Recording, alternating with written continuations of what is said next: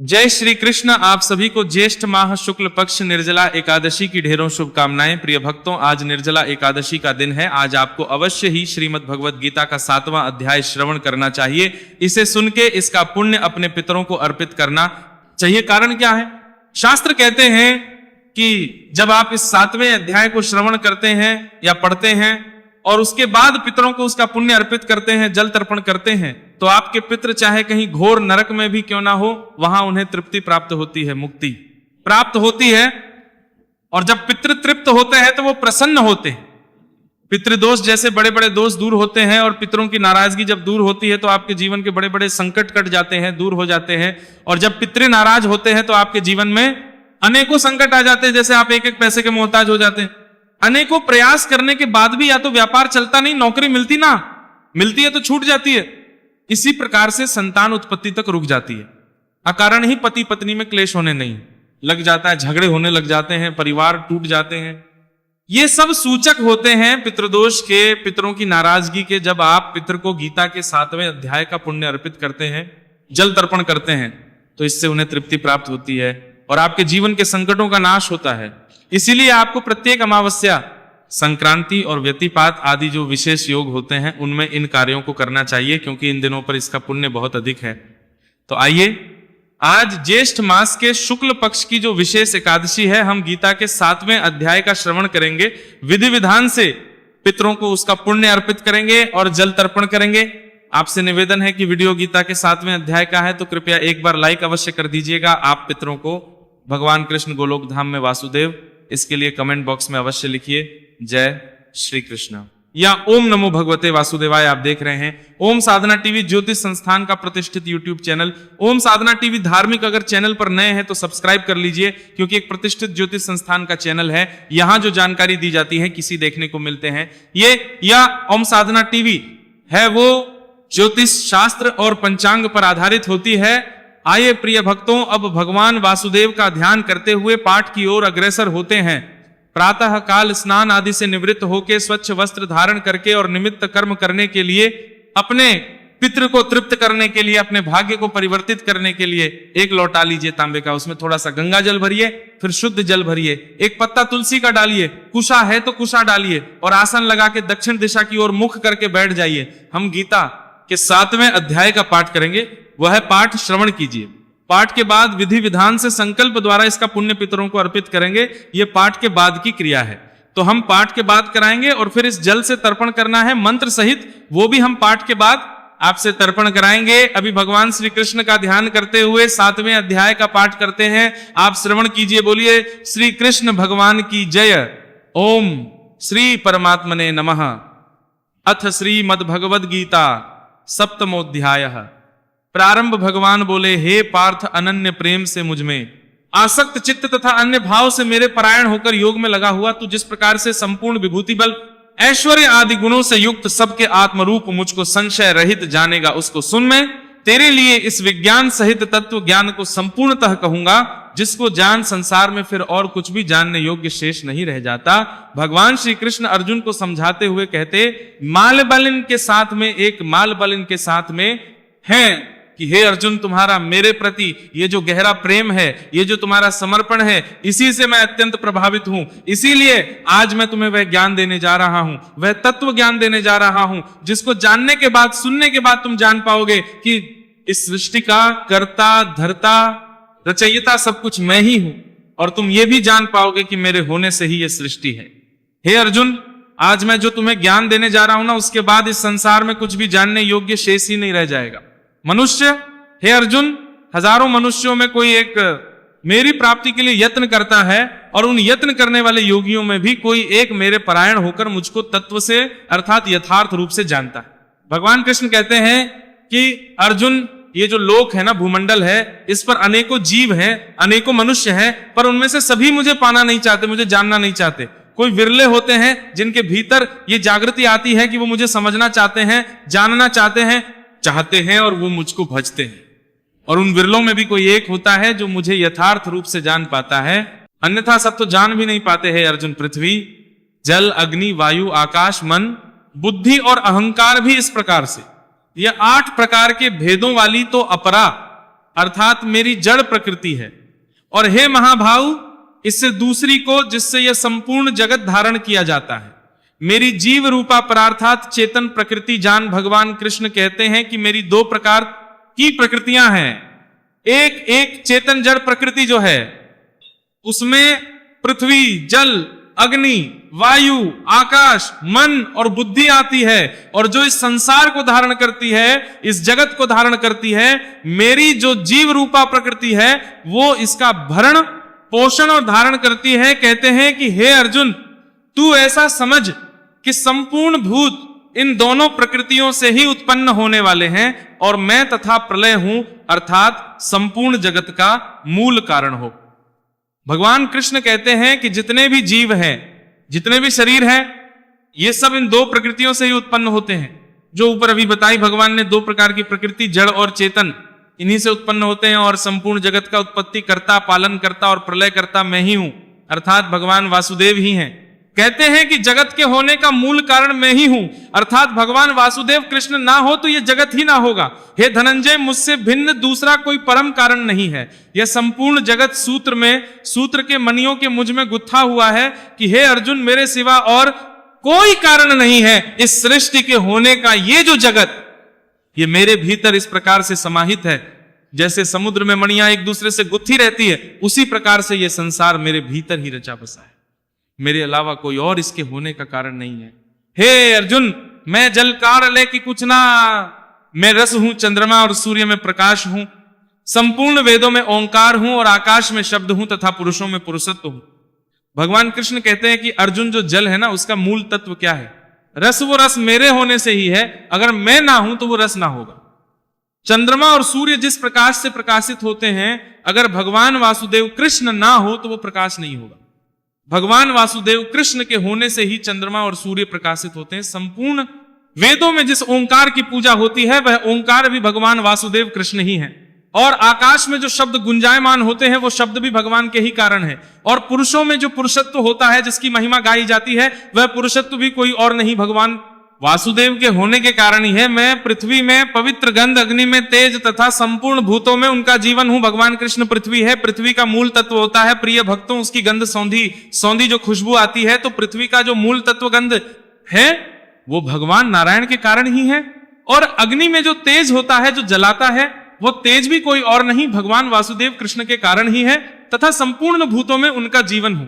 ये जितने भी शरीर है, चाहे वो किसी भी प्रकार के हो, किसी भी योनि के हो, जलचर है, वन है, जीव हैं, जंतु हैं जल में रहने वाले, वन में रहने वाले हैं, मनुष्य हैं, पशु हैं, पक्षी हैं, जितने भी जीव हैं, ये शरीर हैं, उन सब में जीव कौन है? उनमें जीवन भगवान नारायण के कारण ही है। अगर भगवान नारायण ना हो तो उनमें जीवन नहीं होगा। और तपस्वियों में जो तप है, वो भी भगवान वासुदेव के कारण ही है। कहते हैं, हे अर्जुन, तुम संपूर्ण का सनातन बीज मुझको ही जान करते, तो संपूर्ण का सनातन बीज मुझको ही जान करते, और तुम संपूर्ण की जान दे सकता, पर मैं जीव को सनातन बीज मुझको। मैं बुद्धिमानों की बुद्धि और तेजस्वियों का तेज हूं। कहते हैं ये जितने भी जीव चल रहे हैं ना, देखिए बीज क्या होता है? बीज बो जिससे फसल उत्पन्न होती है। आप जानते हैं किसान खेतों में बीज बोता है तो उससे फसल उत्पन्न होती है। तो इस संसार में ये जितने भी जीव चल रहे हैं, जीव, जंतु, पशु, पक्षी, जल, चर, वंचर, जितने भी शरीर हैं, उन सबका मूल बीज नारायण ही है, भगवान वासुदेव ही हैं। कहते हैं कि मुझको ही उन सबका मूल बीज समझना चाहिए। मैं ना हूं तो ये कोई ना होगा। और बुद्धिमानों में जो बुद्धि होती है ना, बुद्धि, वह बुद्धि भी भगवान नारायण के होने से ही है। तेजस्वियों का तेज भगवान वासुदेव ही तेजस्वियों में तेज का कारण होते हैं। कहते हैं, हे भरत श्रेष्ठ, मैं बलवानों का आसक्ति और कामनाओं से रहित बल अर्थात सामर्थ्य हूं, और सब भूतों में धर्म के अनुकूल अर्थात शास्त्र के अनुकूल काम हूं। कहते हैं जो बलवान लोगों में बल होता है ना, वो बल भी भगवान वासुदेव के होने के कारण ही है। भगवान वासुदेव ना हो तो बलवानों में वो बल नहीं होगा। कामनाओं से रहित सामर्थ्य और जो बल है वो भगवान के होने के कारण ही है।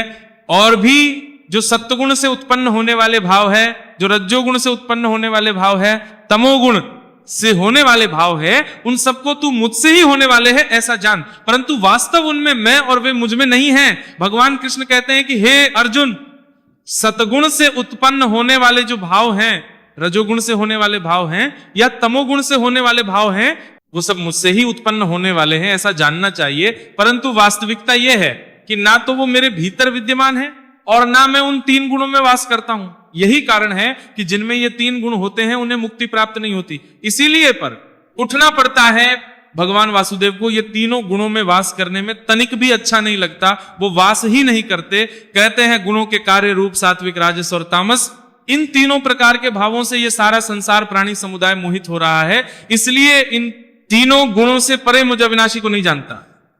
भगवान कृष्ण कहते हैं कि हे अर्जुन, ये सत, रज और तम 3 प्रकार के जो गुण कहे हैं ना, मैंने 3 प्रकार के जो भाव कहे हैं, ये सारा संसार जो है इन 3 गुणों के प्रभाव में इस प्रकार से रच बस गया है कि इनको बाकी कुछ दिखाई ही नहीं देता। ये पूरा संसार प्राणी समुदाय इसी से मोहित हुआ रहता है। और यही कारण है कि इन तीनों गुणों से परे मुझे अविनाशी को नहीं देख पाते। क्यों? क्योंकि भगवान वासुदेव इन तीनों गुणों से परे हैं। उनको अगर जानना है, भगवान विष्णु को भजना है, भगवान वासुदेव को जानना है, तो आपको इन तीनों गुणों से परे होना होगा। देवी होशा गुणमयी मम माया धृत्य मामे वह माया। हे अर्जुन, क्यों? क्योंकि ये अलौकिक अर्थात अति अद्भुत त्रिगुणमयी मेरी माया बड़ी दुष्ट है। परंतु जो पुरुष केवल मुझको ही निरंतर भजते हैं, भगवान कृष्ण कहते हैं कि ये जो मनुष्य है मुझे क्यों नहीं जान पाता, क्यों नहीं देख पाता, इसका कारण है मेरी त्रिगुणमयी मेरी माया। मेरी जो माया है 3 गुणों वाली, ये बड़ी कठोर है अर्जुन।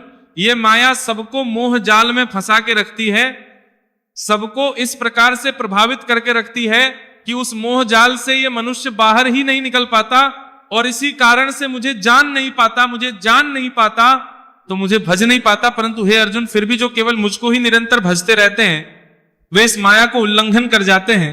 कहते हैं ऐसा नहीं है कि कोई मुझे भजे ही नहीं पाता या मुझे जान ही नहीं पाता। कुछ ऐसे विरले मनुष्य भी होते हैं जो इस माया के भाव से, प्रभाव से बाहर निकल पाते हैं। और जो मनुष्य इस माया से बाहर निकल पाते हैं, जो मुझे भजते हैं, वो मुझे प्राप्त हो जाते हैं। वे इस माया का भी उल्लंघन कर जाते हैं। जो मुझे भज लेते हैं वो मनुष्य इस माया के प्रभाव से बाहर हो जाते हैं और इस संसार से तर जाते हैं। हे अर्जुन, माया के द्वारा जिनका ज्ञान हरा जा चुका है, ऐसे आसुर स्वभाव को धारण किए हुए मनुष्यों में नीच दूषित कर्म करने वाले मूढ़ लोग मुझको नहीं भजते। भगवान श्री कृष्ण कि अर्जुन, ये जो मनुष्य है ना, जब इन पर माया का प्रभाव हो जाता है, माया के प्रभाव में आ जाते हैं, उन 3 गुणों के प्रभाव में आ जाते हैं, तो ऐसे मनुष्यों का जो स्वभाव है वो असुरों के जैसा हो जाता है।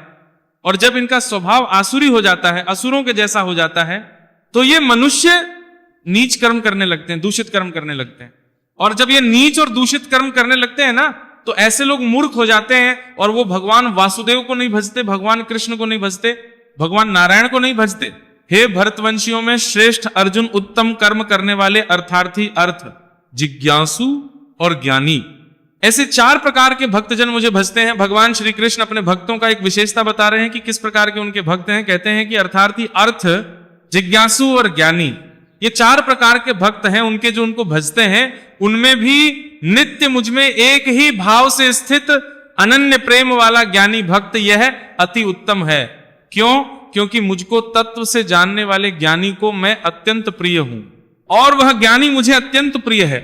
भगवान श्री कृष्ण कहते हैं कि 4 प्रकार के भक्त हैं उनके, उनमें भी जो ज्ञानी भक्त है ना, वो उन्हें सबसे अधिक प्रिय है। कहते हैं सर्व, कहते हैं ये सभी उदार हैं, परंतु ज्ञानी तो साक्षात मेरा स्वरूप ही है। ऐसा है, ऐसा भगवान वासुदेव का कहना है कि जो ज्ञानी भक्त है वो साक्षात भगवान का स्वरूप है। क्यों? क्योंकि वह मदगत मन बुद्धि वाला ज्ञानी भक्त अति उत्तम गति स्वरूप मुझ में ही अच्छे प्रकार से स्थित है, भगवान वासुदेव में ही सदा स्थित रहता है। भगवान कृष्ण कहते हैं, हे अर्जुन, बहुत जन्मों के अंत के जन्म में तत्व ज्ञान को प्राप्त पुरुष सब कुछ वासुदेव ही है। इस प्रकार मुझको बचता है वह महात्मा अत्यंत दुर्लभ है। कहते हैं कि ऐसी जीवात्मा का मिलना, देखिए प्रिय भक्तों, ये जो जीवात्मा है ना, इसके हजारों जन्म होते हैं। एक जीवात्मा हजारों बार जन्म लेती है, पर अपने अंत के जन्म में भी ये जीवात्मा जान पाए कि इसे लुगा कर लिया। सृष्टि के कर्ता धर्ता रचयिता सब कुछ भगवान वासुदेव ही हैं। ऐसी जीवात्मा का मिलना अत्यंत दुर्लभ है।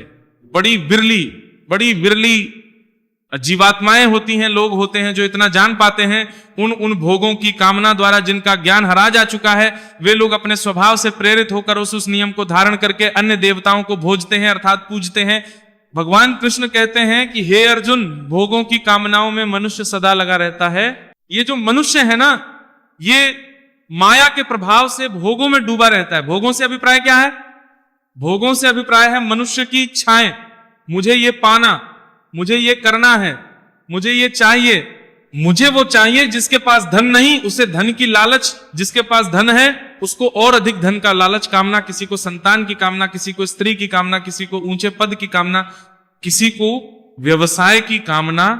तो मनुष्य सदा कामनाओं में डूबा रहता है। उसकी इच्छाएं जो है ना वो कभी पूरी नहीं होती। एक इच्छा पूरी होती है 10 और जागृत हो जाती है।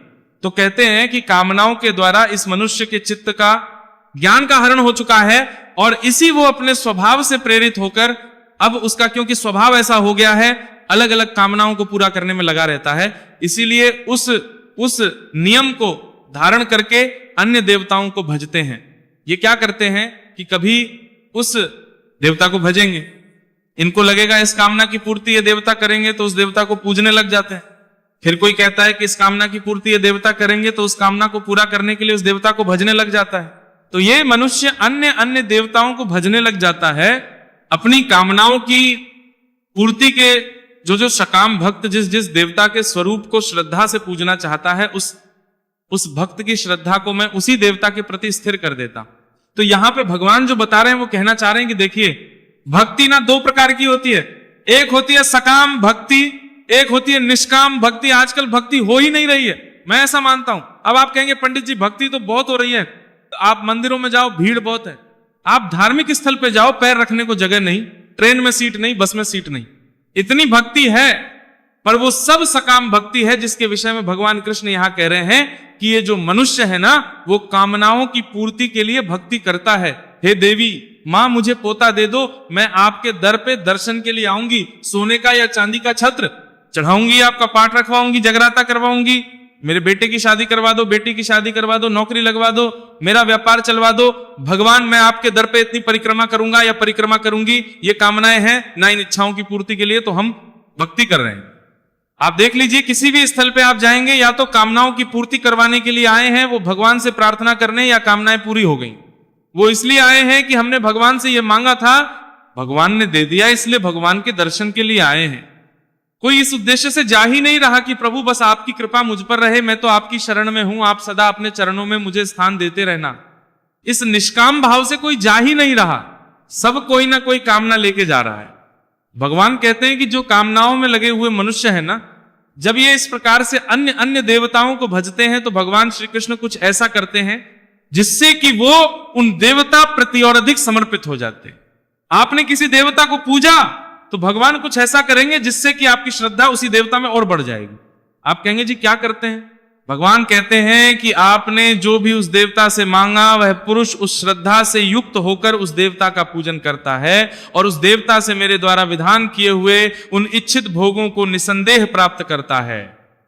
भगवान कृष्ण कहते हैं कि आप जब उस देवता से कुछ मांगते हैं ना, तो उसके भोग का निर्धारण अर्थात उसका फल तो आपको भगवान विष्णु के द्वारा ही दिया जाता है, परंतु भगवान विष्णु स्वयं ना देके उस देवता के से आपको देते हैं। तो इससे क्या होता है, आपको लगता है कि उसी देवता ने ये दिया है और आपकी श्रद्धा उस देवता के प्रति और अधिक बढ़ जाती है। ये भगवान विष्णु करते हैं, कहते हैं कि वो उस देवता के माध्यम से दे देते हैं, जबकि विधान वो भगवान नारायण के द्वारा ही होता है और इससे उस देवता के प्रति आपकी श्रद्धा और अधिक बढ़ जाती है। भगवान कृष्ण कहते हैं परंतु उन अल्प बुद्धि वालों का वो जो फल है वो नाशवान है तथा वे को पूजने वाले देवताओं को प्राप्त होते हैं और मेरे भक्त चाहे जैसे ही बजे मुझे ही प्राप्त होते हैं। भगवान कृष्ण कहते हैं कि ये जो भक्त मांगते हैं ना सकाम भक्ति में, ये तो आज नहीं तो कल नष्ट हो जाना है, अंत में मुझे वही प्राप्त होता है जो मेरा भक्त होता है। बाकी जो भक्त हैं वो अन्य अन्य देवताओं को प्राप्त होते हैं, अर्थात उनकी मुक्ति नहीं होती है। बुद्धिहीन पुरुष मेरे अनुत्तम अविनाशी परम भाव को ना जानते हुए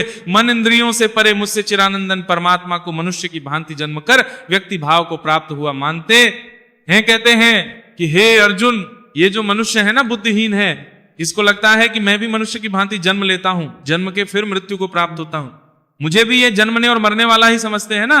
हम प्रकाश कहते हैं कि मैं अपनी योग माया से छिपा हुआ, मैं सबके प्रत्यक्ष नहीं होता, इसीलिए ये अज्ञानी जन समुदाय मुझे जन्म रहित अविनाशी परमेश्वर को नहीं जानता, अर्थात मुझको जन्म मरने वाला समझता है। भगवान कृष्ण कहते हैं कि मैं अपनी योग माया से सदा छुपा रहता हूं, सबके सामने आता नहीं, तो लोगों को लगता है कि मैं भी जन्म के मृत्यु को प्राप्त हो जाता हूं। हे अर्जुन, पूर्व में व्यतीत हुए और वर्तमान में स्थित तथा आगे होने वाले सब भूतों को मैं जानता हूं, परंतु मुझको कोई भी श्रद्धा और भक्ति रहित पुरुष नहीं जानता। कहते हैं कि क्या होने वाला है, क्या हो रहा है, सब मैं जानता हूं, पर मुझे वही जान पाता है जो सच्ची श्रद्धा और भक्ति रखता हूं। हे भरतवंशी अर्जुन, संसार में इच्छा और द्वेष से उत्पन्न, सुख दुख आदि रूप से उत्पन्न संपूर्ण प्राणी अत्यंत अज्ञानता को प्राप्त हो रहे हैं। कह रहे हैं कि जो मनुष्य है ना, ये सुख और दुख के बीच में जो जाल है उसमें फंसा रहता है। सुख और दुख के द्वंद्व रूप में इस मोह में ही सदा फंसा रहता है और अज्ञानता को प्राप्त होता रहता है। परंतु निष्काम भाव से श्रेष्ठ कर्मों का आचरण करने वाले जिन पुरुषों का पाप नष्ट हो गया है, वे राग द्वेष जनित द्वंद्व रूप मोह से मुक्त दृढ़ निश्चयी भक्त मुझको सब प्रकार से बचते हैं। जिनका भाव है, जो निष्काम भाव से काम कर रहे हैं, पूजन कर रहे हैं, भक्ति कर रहे हैं, कर्मों का आचरण कर रहे हैं, श्रेष्ठ कर्मों का, ऐसे लोगों का पाप जो है ना नष्ट हो जाता है, उनका चित्त शुद्ध हो जाता है। और जब उनका चित्त शुद्ध हो जाता है तो वो सारे द्वेषों से, मोह से मुक्त हो जाते हैं और वो भगवान नारायण को भजते हैं। और जो मेरे चरण होकर जरा और मरण से छूटने के लिए यत्न करते हैं, वे पुरुष उस ब्रह्म को, संपूर्ण अध्यात्म को, संपूर्ण कर्म को जानते हैं। कहते हैं कि जो इस जन्म मृत्यु के चक्र से छूटना चाहते हैं, जिनको इसका ज्ञान हो गया है ना, वो सब संपूर्ण कर्म को जानते हैं। उनको पता है कि क्या कर्म करना है और क्या नहीं करना है। और वो मेरी शरण आकर जो पुरुष अधिभूत और अधिदेव के सहित तथा अधियज्ञा के सहित मुझे अंत काल में भी जानते हैं, वे युक्त चित्त वाले पुरुष मुझे जानते हैं, अर्थात प्राप्त होते हैं। हे अर्जुन, यदि कोई जीवात्मा अंत समय में भी मुझे भज लेता है, मेरी शरण आ जाता है, तो मैं उसे भी तार देता हूं कि भी मुक्ति हो जाती है, वह भी मेरे धाम को प्राप्त कर लेता है। योग शास्त्री श्री कृष्ण अर्जुन सप्तमोह अध्याय। बोलिए श्री कृष्ण भगवान की जय भक्तों। इसी के साथ ये अध्याय यहां पूर्ण होता है। भगवान का संदेश है कि हमें निष्काम भक्ति की ओर जाना चाहिए, सकाम भक्ति को छोड़ना चाहिए, तभी हमारा कल्याण होगा और प्रभु का परम धाम हमें प्राप्त होगा। अब आप लोटे को हाथ में उठा लीजिए और संकल्प करते हुए प्रार्थना कीजिए कि हे भगवान, मैंने अभी जो गीता का 7वां अध्याय सुना है, इसका जो भी पुण्य आज एकादशी पर उत्पन्न होता है, वह संपूर्ण पुण्य मैं अपने सभी पितरों को अर्पित करता हूं। यह पुण्य उन्हें प्राप्त हो और वो इससे तृप्त हो, तृप्त हो, तृप्त हो। आप सभी पुण्यों को सभी पितरों के लिए बोल सकते हैं, या आप किसी एक विशेष पितृ जिसकी आपको लगता है कि मुक्ति की संभावना कम रही हो। कई बार किसी की मृत्यु एक अलग ही में हुई होती है, तो आप उनको भी अर्पित कर सकते हैं। इसके बाद एक बड़ा पात्र ले लीजिए, लोटे को उलटे हाथ में पकड़िए, सीधे हाथ में अंगूठा और उंगली के बीच का जो क्षेत्र है उसे पितृ तीर्थ कहते हैं। वहां से इस जल को दूसरे पात्र में छोड़िएगा। उलटे हाथ में लोटा पकड़िए, जल हाथ पे लगाते हुए, गिराते हुए दूसरे पात्र में जाना चाहिए। हम मंत्र पढ़ते हैं, ओम ह्रीं श्रीं क्लीं स्वधा देव्ये स्वाहा स्वाहा, ओम ह्रीं श्रीं क्लीं स्वधा देव्ये स्वाहा, ओम ह्रीं श्रीं क्लीं स्वधा देव्ये स्वाहा। इस प्रकार से आप इस जल का तर्पण करें, पितरों से प्रार्थना करें कि हे मेरे पितरों, मैंने आपको गीता का 7वें अध्याय का पुण्य अर्पित किया, उसे आप स्वीकार करें, ग्रहण करें। और ये जल तर्पण आपके निमित्त किया, इसे आप ग्रहण करें, तृप्त हो, तृप्त हो, तृप्त हो। आप जहां भी हैं हमें आशीर्वाद दें, हमारे जो संकट हैं उनको दूर करें और हमारा उद्धार करें। इस प्रकार से आप प्रार्थना करें। ये जो जल है इसको आप पीपल में अर्पित कर दीजिएगा। पीपल में, क्योंकि आज गुरुवार का दिन है, अर्पित कर सकते हैं। इसके लिए जो समय होता है, सर्वोत्तम समय कहा गया है कुतुब काल का, जो कि भारत में रहेगा 11:40 से और 12:20 के बीच में। बाकी ये कर्म सूर्य उदय के बाद और सूर्यास्त होने से पहले कभी भी किया जा सकता है, इसमें कोई भी दोष नहीं है। तो आप किसी प्रकार की शंका ना रखें, पाठ सुने और फिर पितरों को अर्पित करें। साथ ही आज का विष्णु शास्त्र नाम का पाठ सुनना ना भूलिए। और आज गीता के 18वें अध्याय को सुनने की भी बड़ी महिमा है, हमने आपके लिए अपलोड किया है, उसका भी लाभ लीजिएगा। भगवान कृष्ण सब पर कृपा करें। हरे कृष्ण।